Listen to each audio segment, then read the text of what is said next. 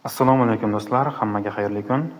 Biz bugun afishanida ko'rganingizdek Bitcoin bo'yicha qisqa tahlil o'tkazamiz, ya'ni analiz o'tkazamiz.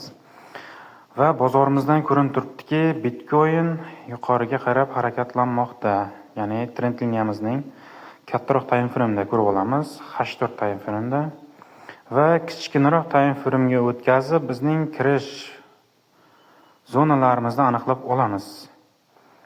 Va biz bu yerda ko'rib turibmizki, pastga qarab harakatlangan joyida esa tebranishlar hosil qilib, ushbu zonada qolib ketgan. Biz bu yerdan o'zimizga kirish nuqtamizni aniqlab olamiz va ushbu kirish nuqtamizga Bitcoinning kelishini kutamiz. Biz M15 time frame'da ko'ryapmiz hamda kirish-chiqish nuqtalarini aniqlab olamiz.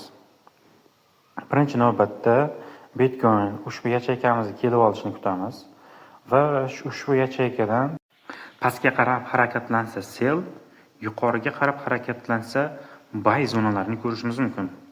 Bizni qiladigan ishimiz esa ushbu zonani kutish hamda ushbu zonaga kelgandan keyin ma'lum vaqt o'sha zonada volatilность beradi yoki bo'lmasa atkat berib yuqoriga yoki pastga qarab harakatlanishi mumkin.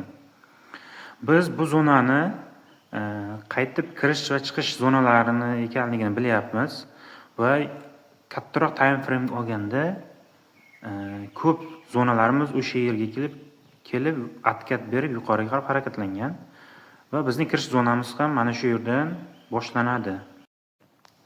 Xo'p do'stlar, Bitcoin bo'yicha qisqacha tahlilimiz o'z nihoyasiga yetdi. Yoqqan bo'lsa like va obuna tugmasini bosib qo'ying. Qolgan ma'lumotlar Telegram sahifamizda.